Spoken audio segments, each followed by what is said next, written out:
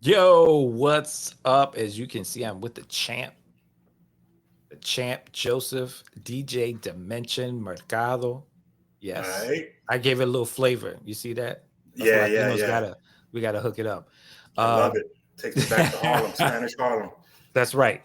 So when we got together, we talked about our backgrounds, and we are both New Yorkers from way back in the day. So I'm excited to hear more about my brother here. I'm so glad that we got to collaborate, and I want to thank you for sponsoring our Gen X virtual con as well. But All right. I want to make this about you. We're going to talk and jump in. I'm just going to talk about a little bit about your backstory in your bio. I'm going to say NDM Comics is a comic book series imagined and created by electronic music artist Joseph DJ Dimension Mercado. The series delves into the untold history of underground electronic music legends DJ Big Will and DJ Dimension. And these two characters transform from superhero DJs called Mega Men Savage with the mission to defend the underground music scene and restore ghetto soul throughout the NDM universe. Their formidable opponent is a powerful enemy from the EDM void. The series has gained recognition and acclaim with NDM Comics #1 winning the Artist Choice Award at the BAM Comic Book Inspired exhibit in Goodyear, Arizona. In 2022, the second issue of NDM Comics was celebrated with a live performance by the Mega Men at the Phoenix Fan Fusion Anime Rave. And beyond the pages of the comic book series, NDM Comics has become a source of inspiration and empowerment for others. Mercado conducts creative dimension DJ workshops in collaboration with Boys and Girls Club, giving back free arts of Arizona and other organizations throughout the Phoenix area. And through these workshops, he spreads the message of creative healing and inspiring youth to be mega. So without further ado, All right. Joseph, DJ Dimension Mercado, what's up, my brother? How you been? Yeah, yeah. Feeling good. Excited to be here. Excited to represent. Thank you, Gen X Comics. Uh, it's amazing to be here. I've been following some of the other panels. Yeah, amazing information. Yeah, so thank you Awesome. to all the other panelists out there. It's this is a great experience to be part of. Yeah, and so just wanted to give you some love. A lot of folks on here said that shout out. They all showing love. One for the AZ representation, and then also for the wrestling belt that you have The currently. wrestling So belt. Yep, yep. that's We right. got The champ. The champ is here. the champ is here. The This champ is is here. This is B Yeah. Mega. Yeah, B Mega. This is actually part of our empowerment, part of our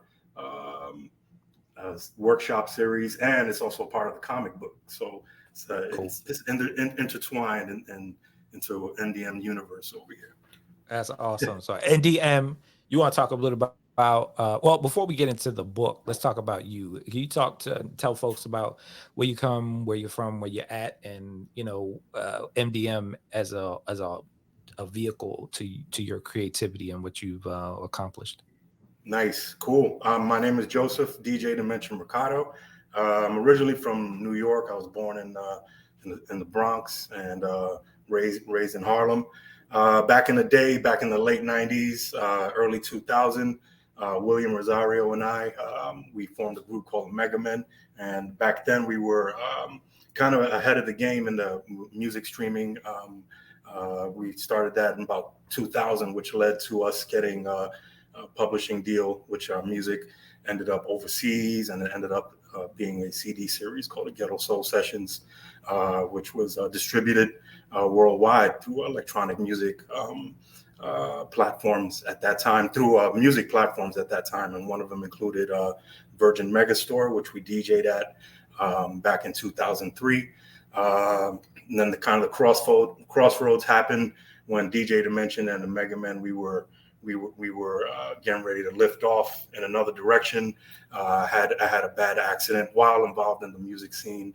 and I blacked out, cracked my head open to about 300 stitches, and that changed my life. I moved here to Phoenix, Arizona, for a fresh start, and that's when I started working with at-risk kids. DJ Dimension got put on the back burner for a little bit. It was kind of like a healing time in my life, and through that time, worked with hundreds of kids, thousands of kids actually, throughout the 10 years, and then maybe about 2018, I came to another crossroads, which was my artist self, DJ Dimension, and I felt myself missing that, and it led to not feeling good about life and things just surrounding me, because I was became hyper focused on this artist thing that probably was for the best for me if I would have continued the road that I was going, living the party lifestyle at that time. So I started creating a comic book. I had an idea where I was like, all right, cool. So you're going to become a DJ superhero, and I'm going to use that thing that happened to me and transform it into a comic book. And this was issue number 1. It took 3 years to make. Actually, it's pretty dope because the first copy was printed by Comics Wellspring. So shout out to you guys. My first, I think, 100 copies was online with you guys. So that was a pretty monumental time. And then this became it was like an anthology, kind of like the pilot to basically everything else that's happening and we're leading into now, which was taking comic books and becoming a dope version of yourself and combining comic books, DJing, community, and making it into something really, really exciting. Awesome, brother. Yeah, I can see, in speaking with you, I can see that, you referenced that life-changing incident as kind of like the thing that propelled you, the comic book and the kids, and just teaching them about what, passing it down, the comic book. Talk a little about how you use that to not just empower kids, but where did that idea come from? I know that it is, connected to your past and kind of, but talk a little bit more about that. Talk about what exactly is the motivation. Yeah, it was a unique way to tell the story, and also to continue the legacy of my music partner and I. Using imagination to create this alternate reality that now lives in the comic book, using art, using collaboration, and really digging into that. So it starts off with a something happens to DJ Dimension, but then I make it into a sci-fi thing, which makes it really fun, because now I have tons of characters. We're 4 issues into it, and it's become something that I never thought that I was going to be part of. Yeah. Mm-hmm. And how do the kids react to your content? Like, what is the response from them? At first, they're like, "Whoa, that's you!" Because they'll see it, and then I'll have like a screen behind me, and I'll flash it, or when they get the comic books, and they connect in that way first, with the personalization of it. So now it's a tangible thing. Hey, I left the class, and DJ Dimension, and this is him as a superhero, and for the most part, I do workshops with younger kids, but when I work with older population as well, I'm able to translate that into other ways where where everybody's taken away, really, because the imagination has gone off in a different direction, and it's something that a lot of people, when they read it, they're like, I've never read this type of story before, and it's like really intriguing. I mix in DJing, music, monsters, consciousness, and it becomes a blend of something that's just beyond DJing, which was my original love and craft. Wow. Yeah. Mm-hmm. And how many issues do you have out right now? Yeah, right now we're up to number 1. We're not up to number 1. We completed number 1. We got number 2, awesome, and number 3. Awesome. And then we got number 4 in the works. We just finished up my artist that does the illustration, Creation 80.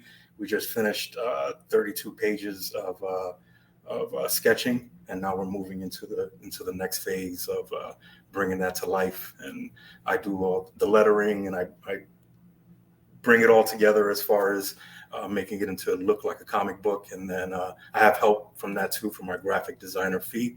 And it's just our little hustle, and then we get it out into the community. You know? That's cool, man. So Yeah. I heard a whole bunch of abilities that you have. How did you get into it? You know, you talk about the graphic design piece, the writing, the lettering. Those are all crafts, you know, for people that need to do. If it becomes a passion, then you really know how to do it front to back, and you teach yourself or you learn from someone. Yeah. What was that process like? You know, your comic book, how long does it take to get from beginning to end as far as Yeah. production? Okay. And then also, what do you okay. do? Go ahead. Sorry. Yeah. No, I'm I was sorry going to about say, that. yeah. What do you do? Okay, so I'll have the script. I basically type it out in Google Docs. First, it starts in here, and then eventually I try to extract it to get it, you know, into a format to where the artist understands play by play what's going on, and then I throw it to Creation 80. The first book took me about 3 years because it also included pandemic, and then during that time I used the opportunity to reach out to more artists. I had one artist, Albert Morales, and I ended up writing.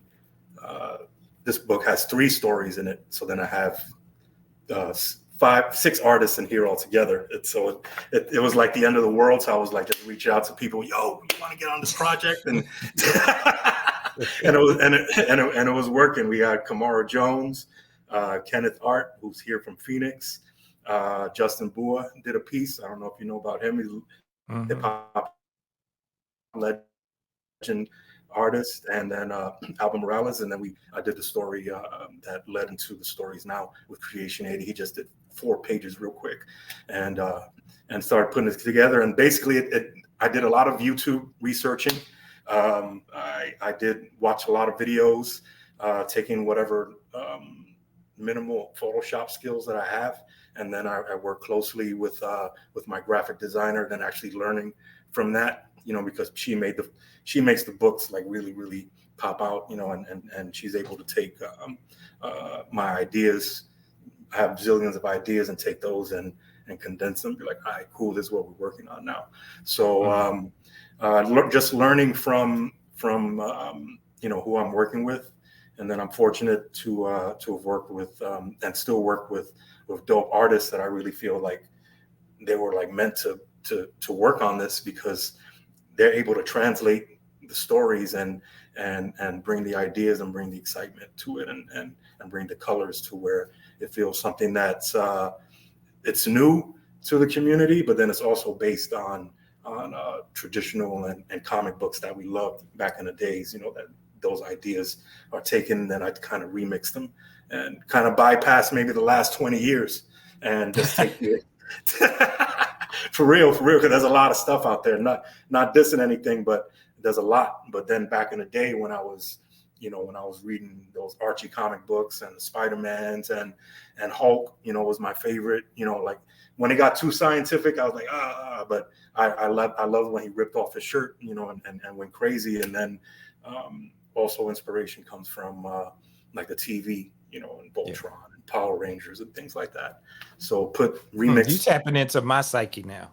I don't get that when people start talking about SpongeBob. I'm like, what? Yeah, that's a different thing. Or even the new stuff. I'm like, let's talk about Voltron. Let's talk about Thundercats, Silverhawks. Let's go down that path. Let's go. Exactly. Transformers. Exactly. Even She-Ra was one of my favorites. I was like, okay. Yep. Because those, you know, those that time it had, you know, you had the good versus the evil, you know, and they, you know, and they were bigger than life, you know, but then at the end of the show, you know, He-Man was, you know, he came out with the lesson for the kids, you know, he was like, hey, there are kids, you know, and remember the G.I. Joe ones. Don't touch that that live wire, Bobby. And then the little kid would be like, I'm gonna touch it. and then live wire will come out from G.I. Joe, be like, "Don't do that. That ain't Yeah, the right yeah, thing yeah, to do." yeah, That's who yeah, we are. At our yeah. we're older Knowing it's age, half we're the like, battle. Yeah, "Yep, knowing it's at the battle." Thank you. yeah, That should yeah. be our tagline. I think I'm gonna do the shirt. You have a couple of questions, FYI, and Nice. somebody said your shirt is fire. All Somebody said right. your shirt is fire. They love it. Yeah, yeah, yeah. Had to Is wear that this your one for the shirt? interview. No, no, I bought this one, but I Okay, rock it kind of like it's like a character shirt. It can be a good foundation for that's somebody cool. that has a shirt because it has the sort of like a mixed media kind of feel, and then it has like the I think it's polyester kind of feel, so it kind of gives you a Yeah. little bit more. How you doing, brother? Oh yeah. Okay, so see, we're going down this Gen X path. I don't know if people are ready, but I think we have some Gen Xers. So you have a couple of questions. The first one was I want to acknowledge is how do you prevent writer's block? Because this person says they've been working on their book for a full year so far. Ooh, yeah. So writer's block. Okay. So I recently went through this, and then I go through the storms where I put the work, and then also allowing yourself that time to regroup and to be like, all right, cool. I've actually done, you know, 26 pages of this, and maybe rereading it, work with the other artists to give you that morale boost, or maybe say, hey, maybe you might be able to do this in a different way, and then it starts to generate the fire again, and then also creating deadlines. That's something in to where you say, hey, by September we got to be, let's be at this point, and then you guys agree on that, and then that also leads to, all right, cool, I got to get this done because I got my artists that I already paid dollars to Yeah. waiting to go. So then it becomes sort of a business transaction too at that point, because you're working with yourself to get it done, no matter what way works for you. So you think you that's a know motivator? Like to invest in yourself and know that you put money down, you got a quick turnaround timeline yeah, that you got to yeah. produce, right? Yeah. Yep. And then knowing that, hey, if I'm doing book shows, and you're scheduling yourself out, and like now it's been a year since number 3, and we're ready to go, but the story's coming out dope. So it's like, all right, cool. So you weigh it out. So then in the meantime, enhanced it, and then now I'm starting to spit out. I got like three or four other stories or origin stories ready to go. Like I'm starting to work with do something with VOD lines, and it's a spin-off of the DJ Dimension character. That's And dope. so it becomes fun things. So keep fueling it, but allow yourself that time to, in between the rounds, you got to chill on the ropes, talk to the coach, but make sure you get back in there, and make it easy. Not that you got to sit down on the laptop. Use your phone.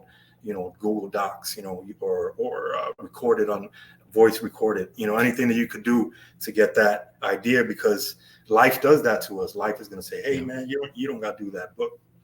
You got to go do something regular. Do something else. Yeah. Yeah. Sometimes you got to carve out your own time. I know on the weekends, that's where right now, I think every weekend for the past 3 months, I've been prepping for the con. So that was my baby. But sometimes you got to carve out that time. You say to yourself, I'm gonna get up early in the morning from 7 to 11, 12 or whatever, and just knock out what you need to get done. Yeah, make it So happen. I It'll agree feel with you. good. All right, we got another question. I'm gonna put it up on stage here. Have you ever made playlists for readers to listen while reading the books? Boom. This is pretty dope right here. So in the books and the comics over here, I have little scanner code things, and they're basically the soundtrack to each page. So I'll create something, or William Rosario create something original, or we create something in collaboration, and then we have original music for each scene. And then that goes to like kind of like a link tree kind of thing, where the reader can now go to Spotify, Apple Music, Amazon, whatever, and blaze the track. We're also on Beatport and Tracksource. Wow, that's dope. That's Yeah. dope. Hmm. I've only seen one other creative do something like that. He actually publishes comics and then he makes soundtracks for each of those comic books. Nice. And I'm like, Nice. he actually like does the instruments and all that stuff. He does all of it. He used to DJ as well. Y'all got there's a lot of DJs at this show, the Gen X show. I've noticed in the past couple of Yeah, shows. DJing is worldwide. It is. It's a thing, you know. And then with the apps and with Yep. streaming technology, it makes it to where, you know, that thing that back in the day I loved it, but it took me a long time to buy those Mhm. 1200 turntables and the big mixer, and then I needed to buy all the records and stuff. Like now, I can get on and play anything from around the planet, you know, Yeah. and it's instant. So it makes it really, really cool for the next generation. I want to at least highlight this piece too that most people may or may not. And the reason why I'm highlighting this is because one of your contemporaries, folks who know you from around the way and back in the day and know your story, Mr. Magenta popped up the other day and he said, "You know how big this dude is, and you are." I just wanted to give you props. I mean, you really are doing some great work for not just the kids, but like the community at large to be a Thank you. representation. Perseverance is huge, right? And you're doing it well. So All right, I just thank want to you. make sure that folks know that this dude had a record deal. He's done it all. He's DJing in New York, everywhere around the globe, and he's just killing it. So, all right, one last question. Here we go. We're All right, gonna let's put this go. up on the. What is your favorite project you worked on? This is from Tom Rivera. Okay, man. I guess is that my favorite project? Yeah. Or yeah, my favorite project is it's a combination. It's these comic books, you know, and then the comic books have brought so many other things to life, you know, to where you know it's amazing, you know, to where now it's, you know, part of the workshops. So just anything currently that I'm doing right now is I can really say my proudest moments. You know, back in the day, Mm, we did a lot of cool stuff, but back in the day, I was a younger dude, and you have a different mindset to where you know, a little later, you know, once we bust through that wall, we're like, we get to the other side and we're like, okay, cool, this is I got this, this is dope. mhm. So anything that's happening like right now, this Gen X con comic books, you know, anybody that I connect with now is part of the best projects in my life, I can really say. Thank you, man. That's Yep, a great. thank you. Um, Yeah, thanks for the shout out too. I mean, when you reached out to me, I was like, well, if you know Victor, you got to be good peoples, and Victor wouldn't send nobody to me that wasn't reputable. And so when I met you, I was like, this dude is cool, and I just like the fact that you are a go getter. You're gonna, make sure that you meet that, and you bring people with you. It isn't something that is like just selfish. There's no selfish tendency about you. So I All right, appreciate thank that, you. brother. All I right. appreciate that. What can people expect from you in the future? And then also for tonight, what is it that you have in store? Because this is the first time we've ever had an after party. Oh yeah, And yeah. I probably So should tell people that we're moving it back an hour because uh, our boy Javon Jordan has he has to push it back an hour, so we might have some time. Just wanted to let you know and clear that up. But by the grace and thanks to you and Shore, and also almost in vintage, there's going to be something happening that's new and improving, amazing that we've never done before. So you want to let people know what they should be expecting tonight. cool. Tonight, it's going to be, I'm going to take you guys on a soundscape. I'm an electronic music DJ, but we're going to tap into different eras. We got 70s, 80s, 90s, but everything's going to be blended up. It's going to be crazy, but you're going to really, really enjoy it. And when we get to the art battle, what I got planned for you guys is anime style. So I got remixes of Star Wars.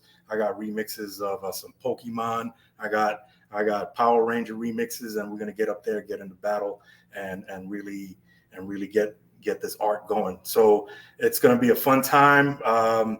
A couple years ago, I DJ'd at the anime rave here at the Phoenix Comic Con, and I've done a few in between, here and locally for libraries and a couple other organizations. So it's something that it's just going to come, and it's going to be exciting. The force, you saw that. Yeah, the force is strong with this one. Yeah.